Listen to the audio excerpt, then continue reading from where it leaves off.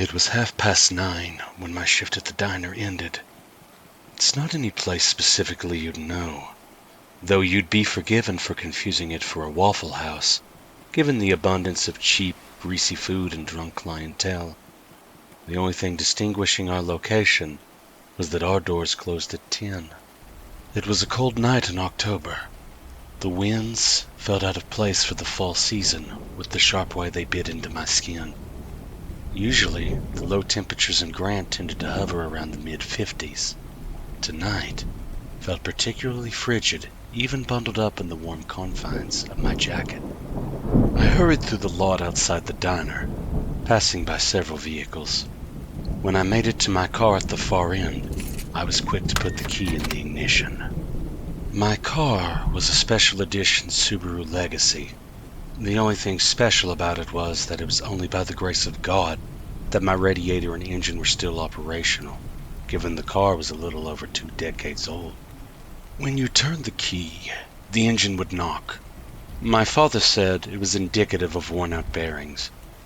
Could be an engine getting ready to declare sayonara before it crapped out one final time and departed for car heaven, or perhaps car hell, given its rough condition. I knew little about that, though. All I knew was that, as a poor college student, I was having a difficult enough time as is scrambling to make ends meet with a part-time job at a diner. Regardless, whatever the solution, the answer involved money. Money I, notably, didn't have. The smart thing to do would be to purchase another used car, though in this economy, that sort of thing is far easier said than done. An even harder task than figuring out the financing for a replacement vehicle was getting this stubborn thing to turn. The engine threatened to exhibit life, but would stop short of properly starting. It was about the 5th round when my engine found the energy to fight the good fight on this frigid night. The engine knocked fiercely, reverberating inside the hood for a few seconds, before the noise steadied itself. I sighed in relief and backed out of my parking spot in the back of the lot. As I left, I couldn't help but notice something out of the corner of my eye. A man, a very rugged specimen of the male sex, adorning a blue baseball cap and a grizzly beard, was approaching my vehicle at a brisk pace. Where I was the only one stationed at the back of the lot, it seemed odd he was coming my way. I turned my head to acknowledge him. That's when he began to break out into a full-on run. My heart raced almost as fast as my car. I slammed the pedal down and sped out of the lot. The tires screeched loudly along the pavement as I veered to a sharp right.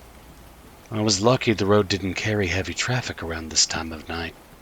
When my eyes were focused on him, I was damn near lucky I hadn't plowed directly into someone. I sped along the highway and tried to rationalize why this lumberjack-looking fellow had charged me. News reports of human trafficking came to mind, but it wasn't really anything you heard much about in a place as remote as Grant, Alabama. For crying out loud, we physically were so remote, one of the miniature cities within Grant was called Bucksnort. We were about as far from the Big Apple, or any real semblance of civilization, one could get. After a minute of driving, I slowed down, especially when I heard something in the engine rattle. And this car wasn't designed for no races or wild chases, not with the amount of age it carried.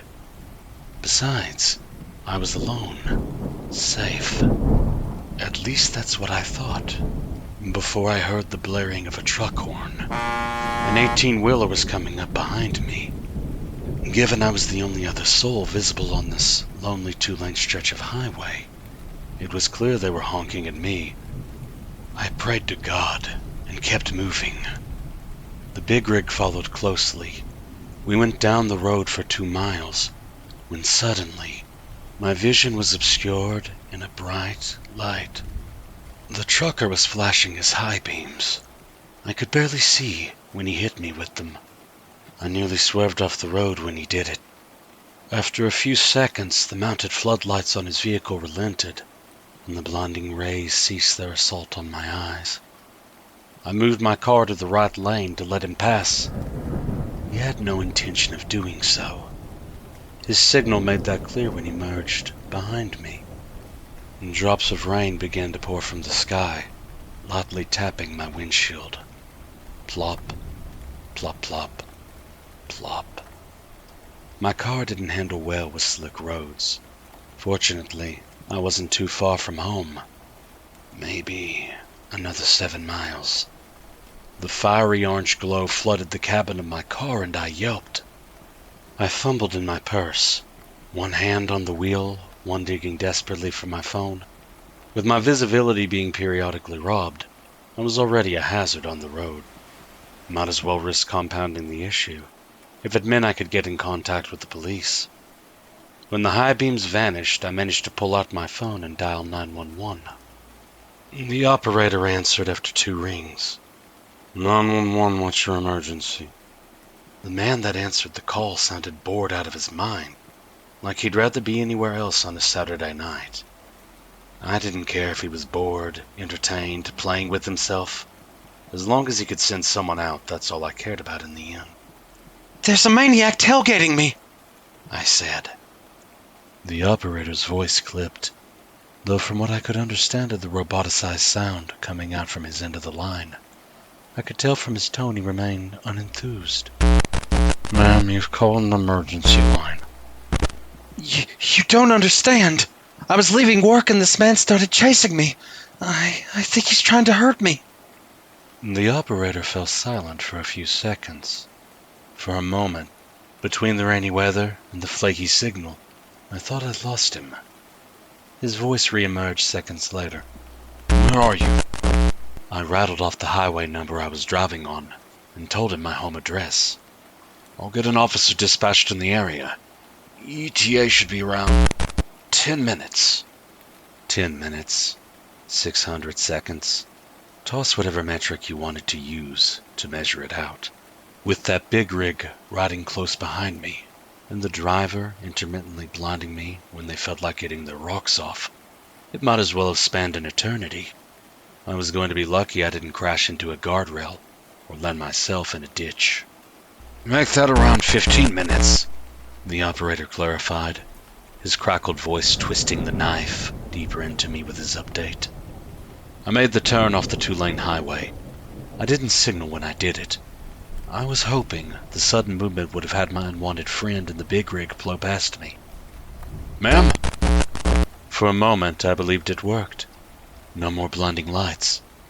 The only sound was the operator fishing for a response and the pitter-patter of rain on my windshield. My sigh of relief became a choking noise lodged inside my throat as I saw the 18-wheeler backing up. It didn't turn on a dime, but he was moving fast enough. The road up ahead winded with hairpin curves. I didn't know how long I'd have until those lights were upon me.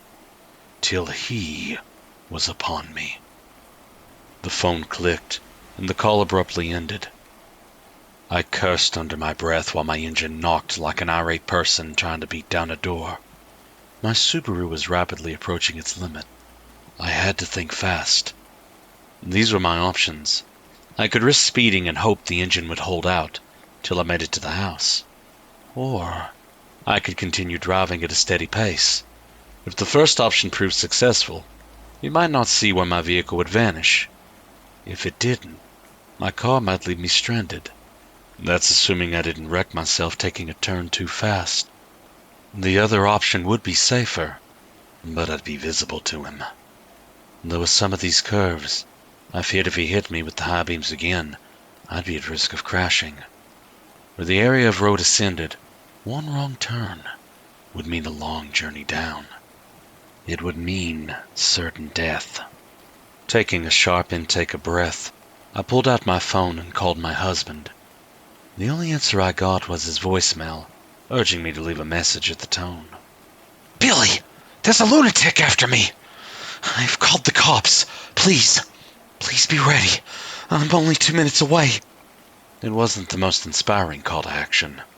My husband wasn't Billy Badass. It was more like Billy the Stamp Collector. Benign hobbies, soft-spoken, wouldn't hurt a fly. Still, I was counting on his presence to deter Mr. Highbeams behind me.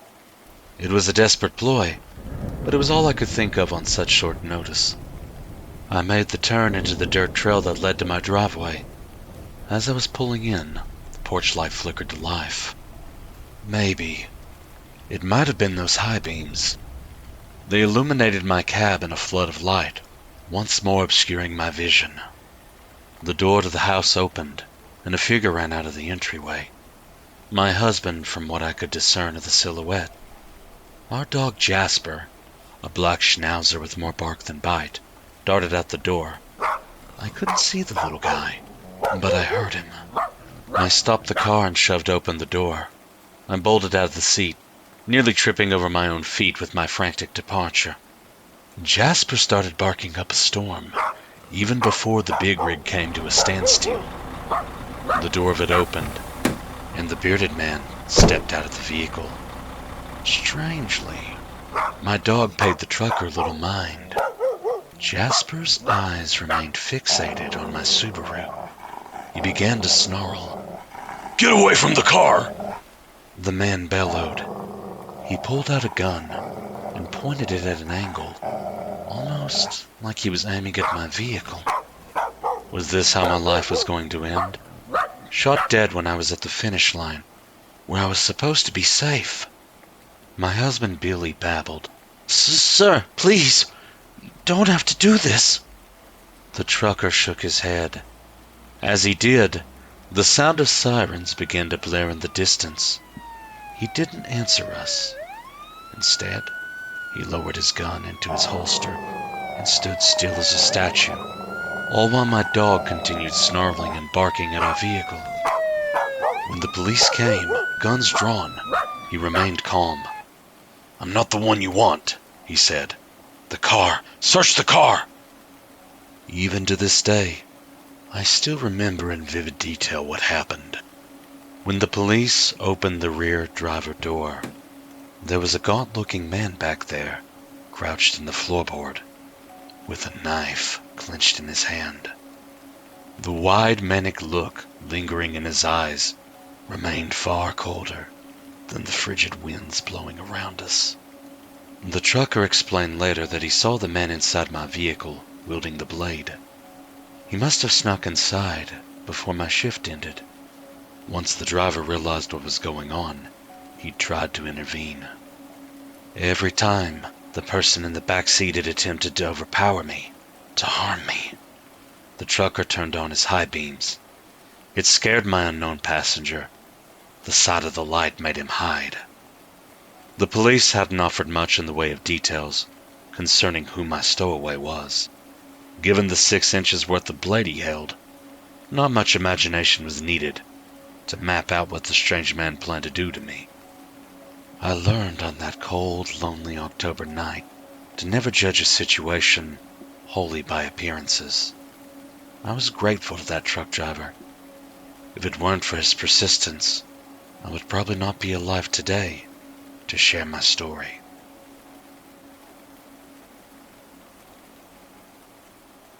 Dear listeners, if you enjoyed tonight's tale, be sure to like and subscribe for more horror content.